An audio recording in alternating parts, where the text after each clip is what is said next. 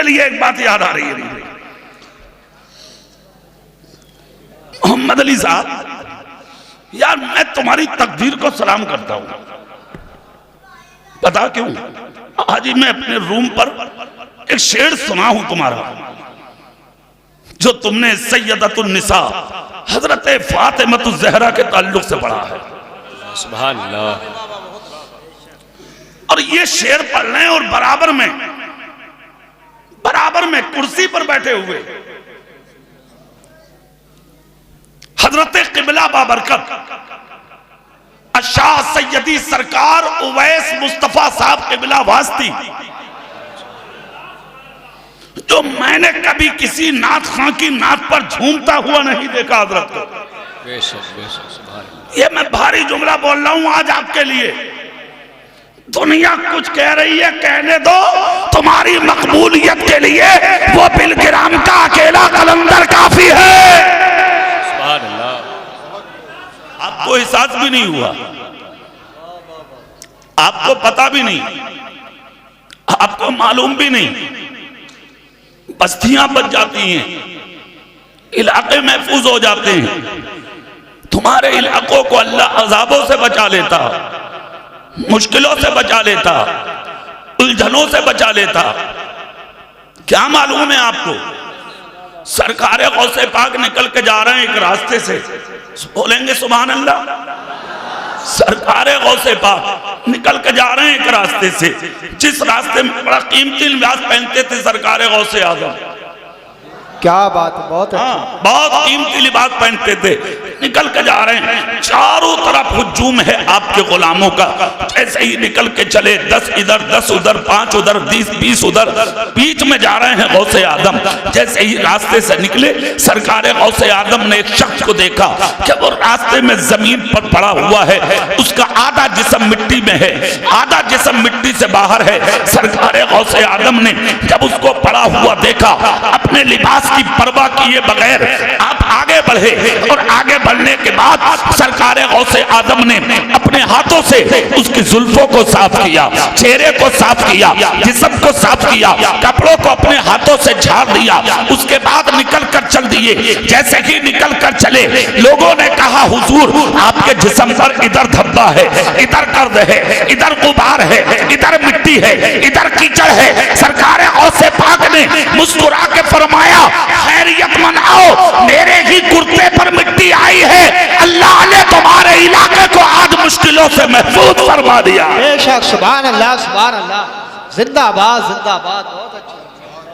अल्लाह ऐसों की बरकतों से तुम्हें बचा लेता है, आपको पहचान भी नहीं। इससे मतलब क्या हुआ? किसी की जिंदगी को देखकर कभी घिन मत करो, किसी की जिंदगी को देखकर कभी अपने चेहरे को बिगाड़ने की कोशिश मत करो। अगर कोई झोपड़ी में रहता है ना, तो इधर आओ मत देखकर। अगर आप घोड़े पर सवार हैं, पैदल चलने वाले पर तमस्कुर मत करो। आप अच्छा पहनते हैं, फटा पहनने वाले पर तमस्कुर मत करो। आप बिल्डिंग में रहते हैं, झोपड़ी में रहने वाले पर तबस्सुर मत करो। आप अच्छा खाते हैं, कोई सूखी रोटी के टुकड़े पानी में डुबो डुबो के खाता है, तो उसके खाने पे आप कभी तबस्सुर मत करो। इसलिए कि इज्जत देने वाला भी रब है, जलील करने वाला भी रब है, ऊपर उठाने वाला भी रब है, नीचे गिराने वाला भी रब है। अल्लाह जिसे चाहता है मोहताज बना देता है, अल्लाह जिसे चाहता है कौम का ताजदार बना देता है। बेशक सुभान अल्लाह, सुभान अल्लाह, जिंदाबाद। क्या बात है, बहुत अच्छी। किसी के हाथ में नहीं है बहुत अच्छी बात है। इज्जत का मिलना, किसी के हाथ में नहीं है। किसको इज्जत मिलेगी? कौन जलील बनेगा? कौन रुस्वा होगा? कौन किस मंजिल पर आएगा? किसी के हाथ में नहीं। ये तो अल्लाह के दस्ते कुदरत में है। जोर से, जोर से। अरे भाई जज़ाकल्लाह, जज़ाकल्लाह। अल्लाह के दस्ते कुदरत में है। अल्लाह जिसे चाहता है इज्जत अता फरमाता है, और जिसे चाहता है अल्लाह जलील फरमा देता है। आप कौन होते हैं किसी पर तिरछी नजर डालने वाले? आप कौन होते हैं किसी की जिंदगी पर हंसने वाले? आप कौन होते हैं किसी की जिंदगी पर तमस्खुर करने वाले? आप कौन होते हैं किसी की जिंदगी पर उंगली उठाने वाले, नहीं नहीं, कभी नहीं। अच्छा, इस्लाम तो इससे बिल्कुल मुनज़्ज़ा है, बेशक सुभान अल्लाह। इस्लाम इससे बिल्कुल मुबर्रा है। इस्लाम ये इजाजत ही नहीं देता कि आप किसी पर उंगली उठाएं। इस्लाम ये इजाजत नहीं देता आप किसी का तबस्सुर करें। इस्लाम इसकी इजाजत नहीं देता आप किसी की मजाक बनाएं। इस्लाम इसकी इजाजत नहीं देता आप किसी पर यानी कि तबर्रा करें, उंगलियां उठाएं। नहीं, इस्लाम तो ये कहता है जो अपने लिए पसंद करते हो वही अपने हर मुसलमान भाई के लिए पसंद करो। बेशक सुभान अल्लाह, सुभान अल्लाह। जोर से, जोर से। क्या बात है। हाँ, आपके हालात तो देखे हमने। आपको अगर अच्छे से टुकड़ा मिलने लगा ना, आप अपने भाई को जूतियों में रोन देते हो। थोड़ा सा कमाने लगे, आप पड़ोसी पर निशाना तानने लगते हो। बेशक। चंद सिक्के का आगे तुम्हारे हाथ में, चंद पैसे क्या कमाने लगे, आप दूसरों पर उंगलियां उठा देते हो। हमने देखा है अमीरों को, हमने देखा है दौलतदारों को। और तुम कितने बड़े अमीर हो भाई, कितनी दौलत है आपके पास? लाख, 2 लाख, करोड़, क्या है आपके पास? कितनी दौलत दी थी अल्लाह ने हजरत उमर फारूक आजम को। हाय है, क्या बात है, बहुत अच्छे, जिंदाबाद, जिंदाबाद। जानते हैं आप, क्या जुमला। 22 लाख मुरब्बा मील का मालिक, जिंदाबाद, जिंदाबाद। आधी दुनिया का बादशाह, अमीरुल मोमिनीन थे जिस दिन बने। और वो अमामा जब उमर के सर पर रखा गया, मुसल्ला मेरे रसूल का जब उमर फारूक आजम के हिस्से में आया, खुदा की कसम जो लिबास था आपके जिस्म पर, आपने वो कुर्ता निकाल के उल्टी में टांग लिया। जिस कुर्ते में 17 या 19 तकरीबन तहमद लगे थे, उसको ज़ेबतन किया। आपके खानदान वालों ने, सहाबाए किराम ने कहा उमर ये क्या किया? आंख से आंसू आ गए, कहा खामोश रहो, आज उमर की जिम्मेदारी बढ़ चुकी है। सुभान अल्लाह, सुभान अल्लाह, जिंदाबाद, जिंदाबाद। अच्छा, एक बात और सुन लो मेरी, बिला वजह थोड़ी उम्र को याद रख रही है आज तक दुनिया। क्या बात, बहुत अच्छी बात। 1500 साल हो गए, अपने बाप दादा को भूल गए लोग, मगर खत्ताब के बेटे उमर को कोई नहीं भूला। हाय, क्या बात है, जिंदाबाद, जिंदाबाद, बहुत अच्छा। जुमा पढ़ने जाते हो, तुम्हें जुमे के 2 रकात नमाज फर्ज बाद में अदा की जाती है। पहले इमाम मिंबर पर खड़े होकर खत्ताब के बेटे उमर का खुतबा पढ़ता है। मतलब क्या हुआ? तुम्हारे सजदे बाद में होंगे, पहले अबू बकर और उमर के नाम का खुतबा पढ़ा जाएगा। बेशक, सुभान अल्लाह, सुभान अल्लाह, जिंदाबाद, जिंदाबाद। अच्छा, सवाल यह है कि क्यों? इस वजह पर गौर करना है हमें, क्यों याद रख रही है दुनिया उन्हें, क्यों नहीं भूल रही है दुनिया उन्हें? अच्छा, राज तो है हर काम में, हाँ राज तो है। क्यों पहना था फारूक आजम ने वो कुर्ता? हाँ, सहाबा ने जब सवाल किया था ना कि क्यों पहना, तो फारूक आजम रो के बोले जिम्मेदारी बढ़ गई, जिम्मेदारी। हाँ, मगर अब देखें इसमें हिकमत। एक वक्त वो भी आया कि रूम के एक शहर को की तरफ आप फतह करने के लिए कदम उठाए। उस शहर का जब सदर गेट करीब आया तो तकरीबन 1000 यहूदी निकल के बाहर आए और अपने साथ में एक बहुत बड़े पोप को लाए। चलो, उमर आ रहे हैं मदीने से, उनसे मुनाजरा करेंगे। जैसे ही सदर गेट में कदम रखा, हजरत उमर फारूक आजम ने, लोगों ने वही रोक दिया, उमर रुको, बाद में रखना कदम, पहले मुनाजरा होगा। ठीक है, जो अपने साथ में बहुत बड़ा जानकार आदमी लाए थे, वो जैसे अपने यहां आलिम, वो भी इल्म रखने वाला था उनका, आया सामने। जैसे ही हजरत उमर के करीब आया, उसने उमर का चेहरा देखा। क्या बात, सामने से देखा, पीछे देखा, दाईं तरफ देखा, बाईं तरफ देखा और एक मर्तबा निगाह बांधकर उमर का चेहरा देख के बोला, उमर हो गया मुनाजरा, कलमा पढ़ा लो। क्या बात है, जिंदाबाद। जोर से नहीं बोलोगे, क्या हाथ नहीं उठाओगे, कहा उमर हो गया मुनाजरा, कलमा पढ़ाओ। फौरन फारूक आजम ने कलमा पढ़ाया। जैसे ही कलमा पढ़ा इन्होंने, खुदा की कसम तकरीबन 1000 यहूदी सामने आके बोले, उमर ये क्या किया? कहा मुझसे मत पूछो। अरे क्या बात है, मुझसे मत पूछो, अपने बाप से पूछो। लोग मुखातब हुए, तुम्हें कलमा पढ़ाने लाए थे हम, उमर से मुनाजरा के लिए लाए थे हम। कहा हो गया मुनाजरा। कहा कैसे? कहा जिस किताब को लाया हूं ना मैं सवालों का जवाब देने के लिए, इसी किताब में लिखा है। कहा क्या? कहा ये इलाका जिसके हाथ से फतेह होगा वो सामने वाली पहाड़ी से आएगा, उसके घोड़े का रंग ये होगा और उसका नाम क्या होगा वो मैं नहीं खोलूंगा, तुम खुद पढ़ोगे। मगर इस किताब में लिखा है जिसके हाथ से ये इलाका फतेह होगा उसके जिस्म पर जो कमीज होगी उसमें 17 या 19 पहमद होंगे। पहमद गिन के मैंने कलमा पढ़ लिया, नाम देखकर तुम कलमा पढ़ लो। बेशक क्या बात है, बहुत तो जिंदाबाद। लाओ किताब। किताब सामने की गई। तकरीबन 1000 यहूदियों ने जब उस पर नजर दौड़ाई तो उस किताब में लिखा था जिसके हाथ से ये शहर फतेह होगा उसका घोड़ा पश्चिम की तरफ से पहाड़ी से आएगा, रंग घोड़े का ये होगा, उसके जिस्म पर जो कमीज होगी उसमें 17 या 19 पहमद होंगे और उसका नाम उमर बिन खत्ताब होगा। क्या बात है, जिंदाबाद। इतना सुनना था, हजारों लोगों ने कलमा पढ़ा, मुसलमान हो गए। सहाबाए किराम दामन पकड़ के बोले, उमर आज समझ में आया कि इन पहमदों का कुर्ता पहनने की हिकमत क्या है। बेशक।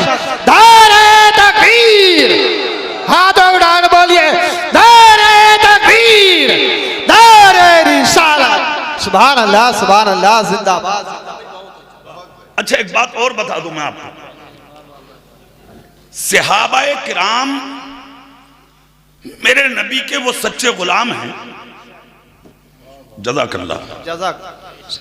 तुम सुभान अल्लाह ही कहते रहो, ना बोलोगे तुम? अच्छा सुभान अल्लाह भी बोल दो भैया। अच्छा तो आज तो अपना हाथ में है मामला, जैसे दिल करो ऐसा कर लो। नानक जितने तुम हो ना, तुम्हें तो भाग भाग के भी लपेट लूंगा मैं। हाँ, अल्हम्दुलिल्लाह, अल्लाह का शुक्र है। जोर से बोलो, हाथ उठा के बोलो सुभान अल्लाह। अरे 1500 साल हो गए, आज तक दुनिया उमर को नहीं भूली, क्या बात है, क्या बात। उस्मान गनी को नहीं भूली, मौला अली को नहीं भूली, अबू बकर सिद्दीक को ना भूली। अरे और तो और जो इनकी चौखटों के भिखारी हो गए उनको ना भूली। क्यों नहीं भूली? इसलिए ना भूली जो नबी का हो जाता है जमाना उसी की चौखट का भिखारी बन जाता है। क्या बात है, सुभान अल्लाह, जिंदाबाद, जिंदाबाद। क्या पैगाम अच्छा है? क्यों नहीं भूल रही है दुनिया इन्हें? पीछे वाले लोग जो आ रहे हैं, जिसको जहां जगह मिले वहीं बैठ जाओ, खड़े मत हो, डर लग रहा देख के कोरा, किसी का चेहरा पहचान थोड़ी हो रही है। जोर से बोलो सुभान अल्लाह। हाँ, अरे यार अपनों से डर लगे, कोरे में अंधेरे में पता थोड़ी है कुछ। जिसे जगह जगह मिल रही है वहीं बैठ जाओ, हाथ उठा के बोलो या रसूल अल्लाह। जोर से बोलो। हाँ, क्यों नहीं भूल रही है दुनिया? आपका आलम तो यह है, यहां आपकी कब्र पे मिट्टी गई और उधर तुम्हारा जिक्र खत्म। हाँ, हमारे जिक्र की बात कर रहे हो कारी साहब, लठियां चल रही हैं घर में। हाँ, कह रहे बोले भाई अब बैठ जाओ, मेहमान ऐसा आप बार बार थोड़ी आएंगे। बोले और बोले ऐसा करो अब बंटवारा भी कर ही दो। कफन के दिन ही हो रहा बंटवारा, ले कर ले दलाली, कमा हराम, प्लॉट तूने खरीदे, जमीनें तूने ली, दलालियां तूने की, हराम तूने कमाया, दूसरों की जमीनें तूने हड़पी, झूठ तूने बोला, मजे औलाद ले रही है और पिटाई कब्र में तेरी हो रही है। तुझे क्या मिला?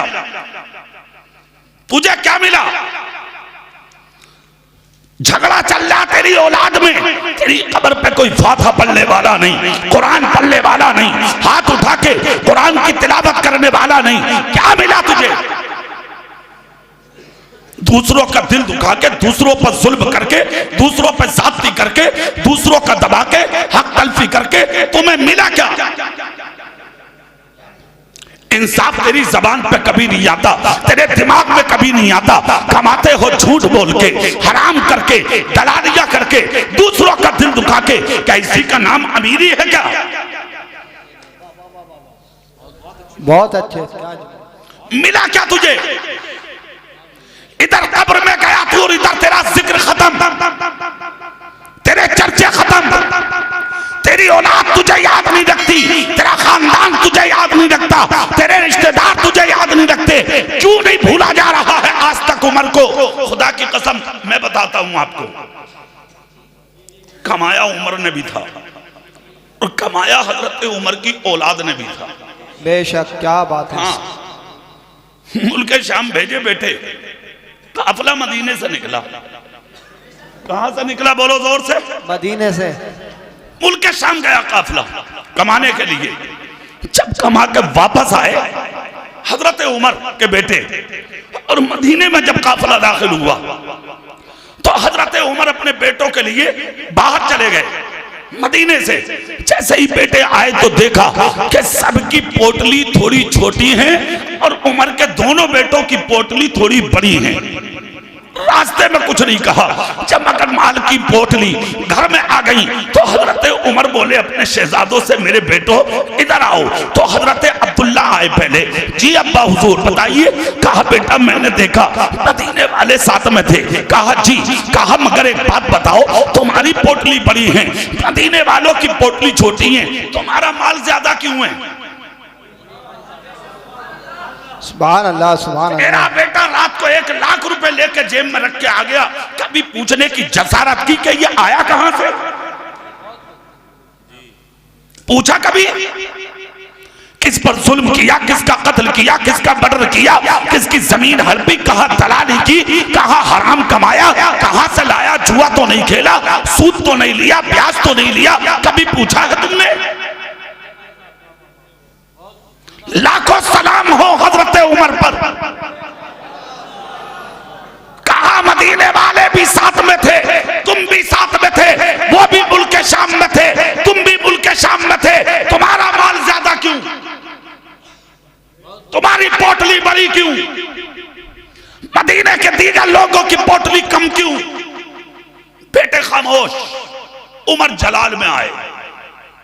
कहा बेटा इस घर का पानी बाद में मिलेगा, पहले ये जवाब दो कि पोटली में वजन ज्यादा क्यों है?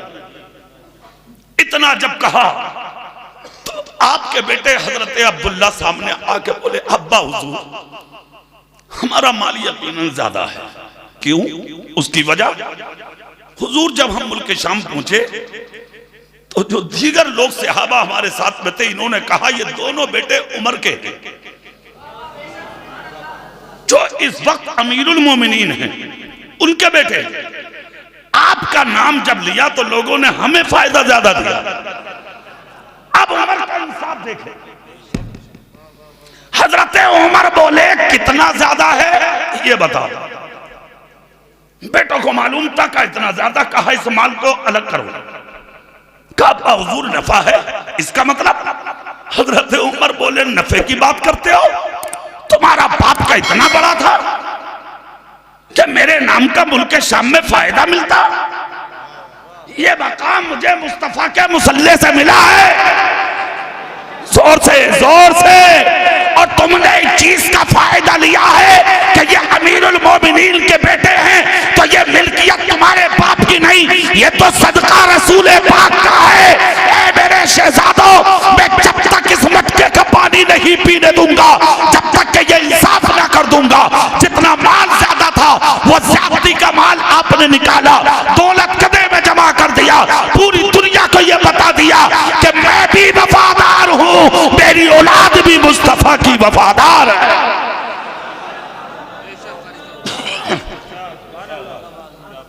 अच्छा जिंदगी, अच्छा बात इनकी चल रही है तो लो इन्हीं की सुन लो आज। वाह, जोर से बोलो भाई। सुभान अल्लाह। हाँ, लाजवाब जिंदगी थी हजरत उमर की। अब जब बेटों को इस अंदाज में इन्होंने पाला है ना, तो बेटे भी कम नहीं है, अलग अलग मरातिबों पर फाइज हुए हैं बेटे। जवाब नहीं है आपके शहजादों का, जवाब नहीं है। हजरत उस्मान गनी हजरत उमर के बाद इस मुसल्ले पे फाइज हुए थे। हजरत उस्मान गनी कुछ ही दिन के बाद हजरत उस्मान गनी ने एक रुक्का लिखा सहाबा के नाम, कहा मैं उमर की बेवा से निकाह करना चाहता हूं, निकाह करा दो। सुनिए, हजरत उमर की बेवा उमर दराज भी थी, हसीन भी ज्यादा नहीं थी, माल भी नहीं था उनके पास, क्योंकि हजरत उमर ने विसाल के बाद ज्यादा माल छोड़ा ही नहीं था। सुन लीजिए, रुक्का लिख दिया, सहाबा के हाथ में आया, सहाबा ने मशवरा करके वो रुक्का उन तक पहुंचाया और निकाह के लिए वो तैयार हो गई। निकाह हो गया हजरत उमर की बेवा के साथ उस्मान गनी का।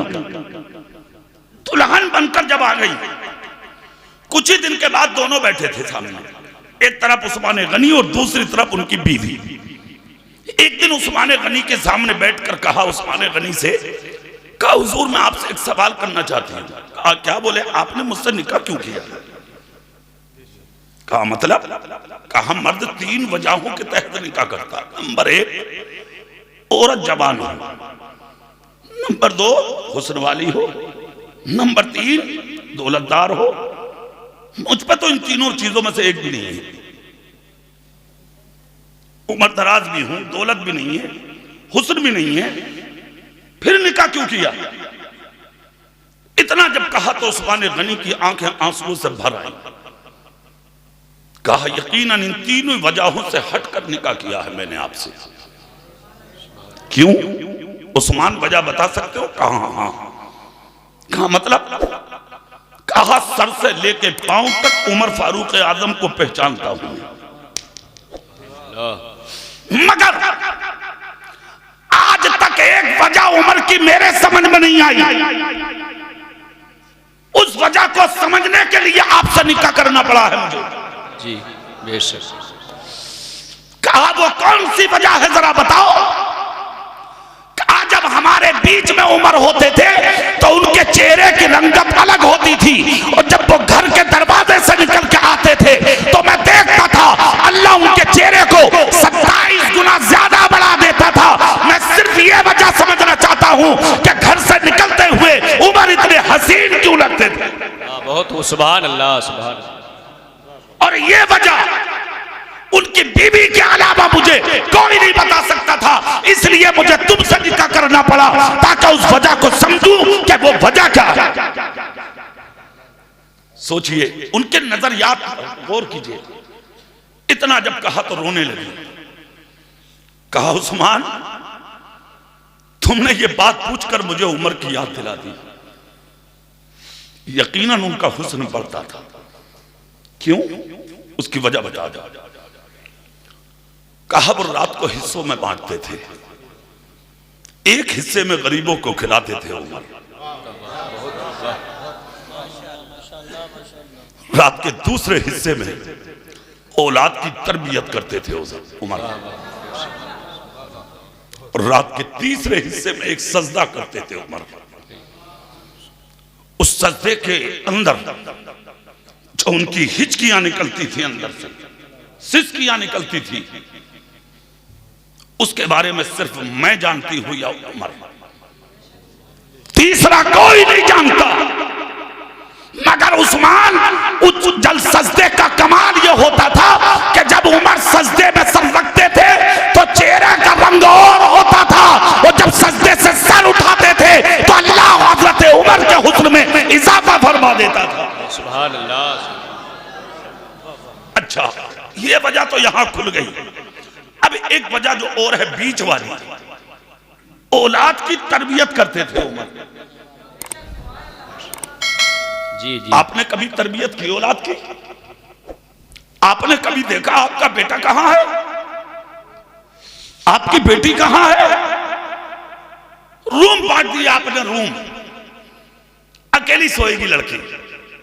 तुझे पता रात भर किससे बात करती है वो? अकेला सोएगा बेटा। तुझे पता है किससे बात करता है वो?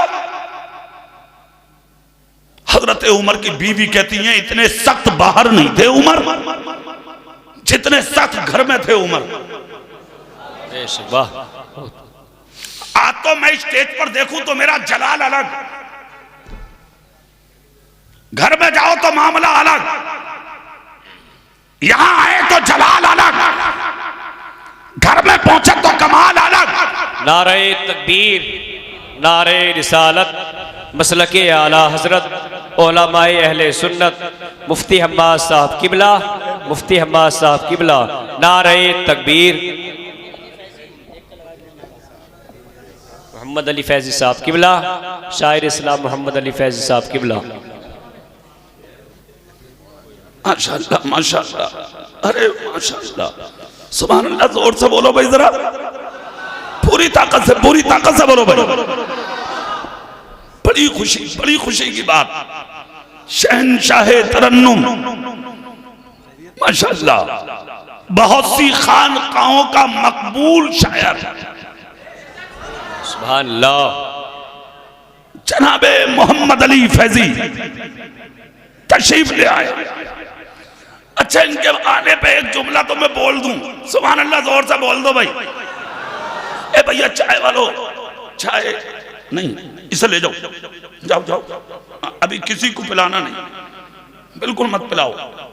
तो मौलाना इम्तियाज जहां तकरीर करने जाते हैं किसी को पिलाने नहीं देते हैं, हम क्यों पिलाने देंगे भाई इनके यहाँ? सुभान अल्लाह, हाथ उठाओ, हाथ उठाओ, सब बोलो सुभान अल्लाह। अजय अजय, नाराज तो नहीं है आप? मैं जो चाय पिलाने बैठा हूं, दिल से पी ली तो इंशाअल्लाह कब्र से भी प्यासे नहीं उठोगे तुम। सुभान अल्लाह, बेशक। भाई इनके लिए एक बात याद आ रही है। मोहम्मद अली साहब, यार मैं तुम्हारी तकदीर को सलाम करता हूं। पता क्यों?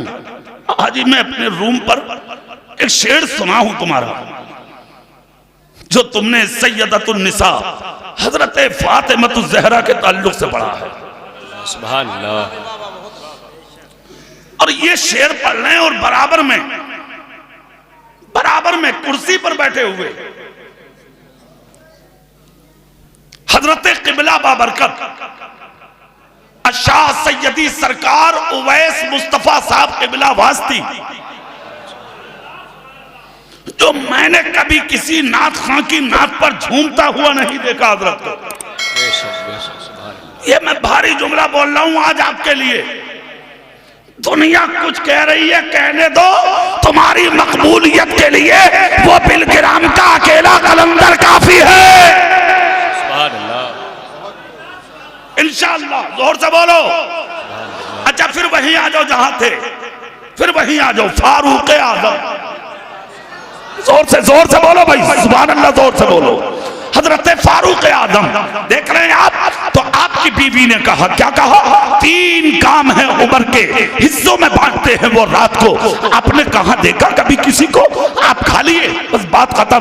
भाई मर जाए भूखा, मां मर जाए भूखी, बाप मर जाए भूखा, आपको कोई परवाह नहीं। कहाँ है तेरी बहन? तुझे है परवाह? कहाँ है तेरी बेटी? तुझे है परवाह? कहाँ है तेरा भाई? है तुझे परवाह? कभी नहीं सोचा तूने, कभी ख्याल तक नहीं किया तुमने। और कहा सजदों की बात, यार जो कौम फजर की नमाज ना पढ़े क्या वो रातों को सजदे करेगी? इसीलिए आज बर्बाद हैं हम, इसीलिए आज तबाह हैं हम, इसीलिए आज हिलाक होने की कगार पर खड़े हैं हम। खैरियत इसी में है, आज भी अपनी मंजिल पर आइए, जाहिर में भी मुसलमान बनिए, बातिन में भी मुसलमान बनिए, इंसाफ पसंद बनिए, और पूरी दुनिया को यह बता दीजिए कि हम भूखा रहना पसंद करेंगे मगर बेनमाजी होना कभी हम पसंद नहीं करेंगे। बहुत हो, बहुत हो। सुभान अल्लाह, माशाअल्लाह, जज़ाकल्लाह। वो बात बता दूं मैं, वो रह रही है और तकरीर पूरी हो रही है मेरी। सुभान अल्लाह, जोर से सुभान अल्लाह। बात ये चल रही थी कि उन्हें क्यों नहीं बोल रहे हैं लोग, आपको क्यों बोल रहे हैं? आपके जिक्र नहीं कहीं, आपको कोई याद करने वाला नहीं, नाम लेने वाला नहीं, कुछ भी नहीं। 1500 साल हो गए, आज भी नहीं भूली है दुनिया उन्हें।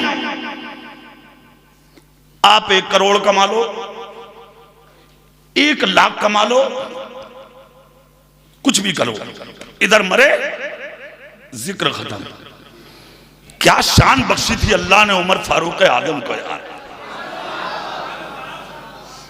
हाँ, आप तो नेताजी भी है ना।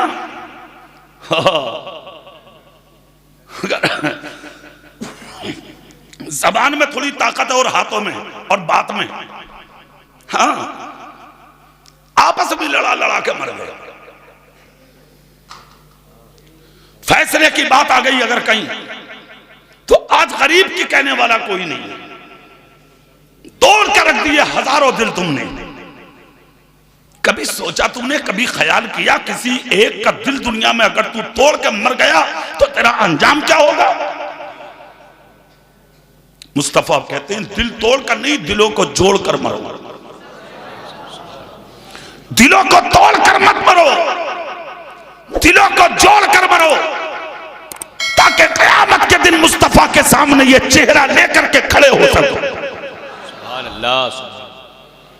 फारूक आजम की जिंदगी देखें, अमीरुल मोमिनीन फारूक आजम एक दिन नमाज पढ़ाने के लिए मस्जिद नबवी की तरफ चले हैं। सहाबा इकराम सामने आए, आकर कहा उमर कुछ अर्ज करना था आपकी बारगाह में। कहा क्या? मुफ्ती साहब तवज्जो फरमाने इस चीज पर, कुछ अर्ज करना था। कहा क्या? कहा ये जो मस्जिद नबवी का रास्ता है, इस रास्ते के किनारे जो मकान है, इस मकान की छत पर एक पनाला लगा है और वो पनाला मस्जिद नबवी की तरफ को है। बारिश होती है तो उस पनाले से पानी टपकता, वो नमाजियों के जिस्म पर आता, कपड़ों पर आता, लिबास पर आता, लिहाजा ये पनाला उखाड़ दो। हाँ, आज के नेताजी होते तो 1 मिनट में कहते उखाड़ दो, खत्म करो बात। क्या इंसाफ पसंद है उमर का? ठीक है, मैं इस पर गौर कर लूं, मैं इस पर गौर कर लूं, देख लूं। नमाज पढ़ा के वापस आए, नजर रखी, और जानते हो फिर हुआ क्या? फारूक आजम ने यह किया, जब नमाज पढ़ा के आए तो कुछ देर तक वहां ठहरे, देखा उसको गौर से, तवज्जो की उस पर। उसके बाद 3 दिन के बाद बारिश हो गई मदीने में। 3 दिन के बाद जैसे ही बारिश होती है मदीने में, मौलाना इम्तियाज को कोई गरीब नहीं कहेगा अगर कॉफी नहीं पिलाओगे तो। ये बताऊं मैं आपको, जिद मत करो, उससे ज्यादा कीमती है ये तकरीर। समझ में आई? अगर मौलाना लोग आ गए तो इन्हें बेवकूफ मत समझो, तुमसे बड़े अक्लमंद हैं। समझ में नहीं आ रही एक बार में?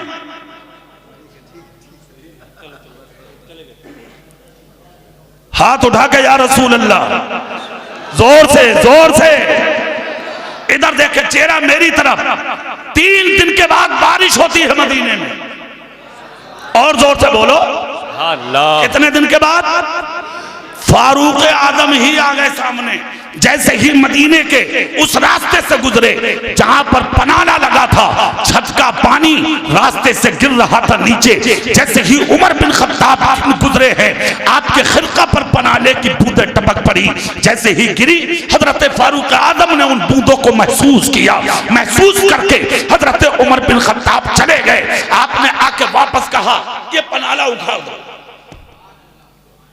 उखाड़ दिया गया पनाला।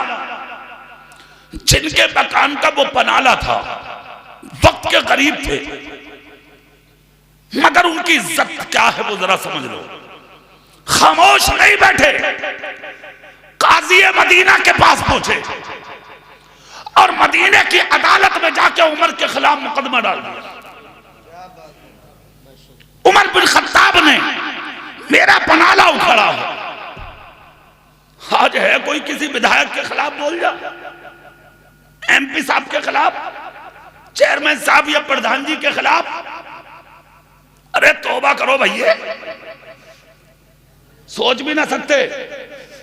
काम खराब है, सारे थानों पर कब्जे हैं, चौकियों पर कब्जे, थानों पर कब्जे, पट्ट करके रख दिया। लाखों सलाम हो मदीने के उन गुलामों पर, सुभान अल्लाह।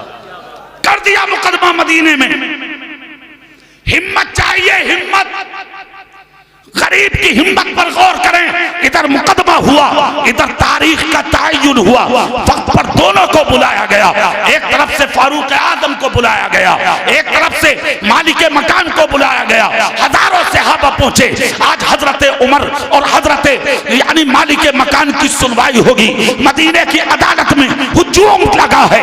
एक तरफ उमर खड़े हैं, एक तरफ मालिक मकान खड़े हैं, बीच में सहाबा खड़े हैं, सामने काजी वक्त हैं।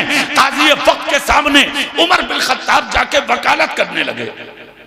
जैसे ही वकालत की तो काजी वक्त ने कहा, उमर अमीरुल मोमिनीन हो ये माना, मगर वकालत का हक आपको किसने दिया? क्या अदालत है मदीने की? उमर रुको, वकालत आप नहीं करेंगे, वकालत वो करेगा जिसने आपके खिलाफ मुकदमा किया है। ठीक है, इशारा हुआ काजी वक्त का, खड़े हो जाइए। जैसे इशारा हुआ तो खड़ा होने वाला कौन है? नाम सुनेंगे तो आप झूमेंगे। नाम है हजरत अब्बास। रिश्ते में चचा हैं तुम्हारे मेरे रसूल के। जैसे ही खड़े हुए हजरत उमर की पेशानी पे पसीना आ गया, देखकर जिस्म लर्ज़बर अंदाम हो गया, हिल गया जिस्म उमर का। कहा ये वक्त ने, बोलो बोलो क्या किया उमर ने? कहा मैं गरीब आदमी हूँ, मेरे मकान की छत पे जो पनाला है वो अमीरुल मोमिनीन उमर बिन खत्ताब ने अपने हाथों से उखड़वा दिया है उस पनाले को, मुझे इंसाफ चाहिए। इतना जब कहा तो काजी वक्त मुखातब हुए उमर की तरफ, ए उमर क्या इनकी वकालत दुरुस्त है? इतना जब कहा तो उमर फारूक आजम बोले, हाँ इन्होंने हक फरमाया, पनाला मैंने उखड़वाया। क्यों? कहा मदीने वाले लोगों ने शिकायत की थी कि उसका पानी नमाजियों के लिबादे पे आता था।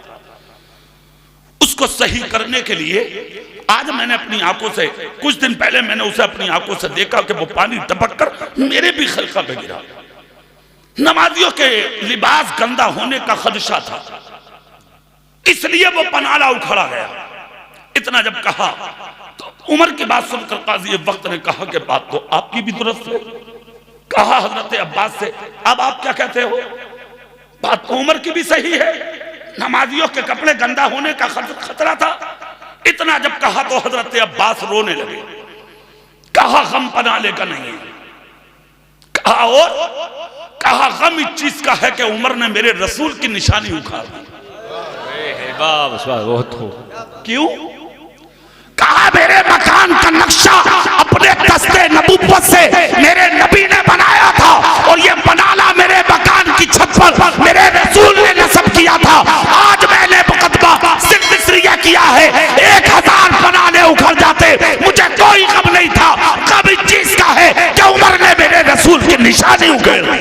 बहुत हो सुभान अल्लाह। इतना सुनना था उमर बिन खत्ताब जैसा बहादुर, खुदा की कसम जिसके ताल्लुक से मुस्तफा हाथ पकड़ कर कहें मेरा उमर वो बहादुर है, जिन रास्तों से गुजर जाए शैतान की जरूरत नहीं है, उन रास्तों से आ जाए। खुदा की कसम हिल कर रह गए उमर, हजारों के बीच में से निकल के हजरत अब्बास को अपनी गोद में ले लिया, लेकर कहा अब्बास रुको, मुझे इसके बारे में जानकारी नहीं थी कि वो पनाला मेरे रसूल ने लगाया था। चलो चलो वापस। हजारों लोगों को लेकर गए उमर, उनकी दीवार के सामने खड़े हो गए। कहा लाओ पनाला लाओ। पनाला लाया गया। हजरत अब्बास बोले रुको, मैं सीढ़ी ले लूं, मैं सीने का इंतजाम कर लूं ताकि पनाला लगाया जाए। खुदा की कसम इतना जब कहा हजरत उमर ने हजरत अब्बास का बाजू पकड़ कर कहा अब्बास रुको, सीने की जरूरत नहीं है, सीने की जरूरत नहीं है। कहा इतनी ऊंचाई है छत की, उमर पनाला लगेगा कैसे? कहा रुकिए। हजरत उमर ने अपना जिस्म दीवार पर मस किया, हाथ टेके, अपना सर टेका और टेक कर कहा अब्बास आ जाओ, मेरी कमर पे पांव रखो, मेरे कांधे पे पांव रखो, मेरे सर पे पांव रखो और अपने हाथों से ये नस्ब कर दो पनाला। खुदा की कसम इतना जब कहा ने गोद में लेकर उमर को हटाया और हटाकर कहा, उमर हट जा, तेरी कब्र पे पांव रखना मकसद नहीं था, सिर्फ यह देखना मकसद था कि उमर के दिल में अहले बैत की मोहब्बत कितनी है। बहुत नारे तकबीर, नारे रिसालत, नारे रिसालत, नारे हैदरी, नारे हैदरी। मेरे भाई, मैं ये कहना चाहता हूं, अगर कुछ लोग तुम्हें बहकाने की कोशिश करें कि सहाबा और अहले बैत में इख्तिलाफ है, समझ लो, कान खोल कर जुमला सुन लो, उसकी गुफ्तगू उसके मुंह पे मार देना और उसको ये बता देना कि तुझे ये पता नहीं है कि हजरत अली ये फरमा के गए कि जो पुलसिरात से सलामती के साथ गुजरेगा मैं उसे अपने हाथों से हौज़े को सरता करूंगा, अपने हाथों से। मौला अली कहते हैं अपने जोर से, अपने, मगर अली कहते हैं सुन लो, उसी को दूंगा जिसको इजाजत हजरत उमर देंगे, हजरत अबू बकर देंगे, उन्हीं को दूंगा।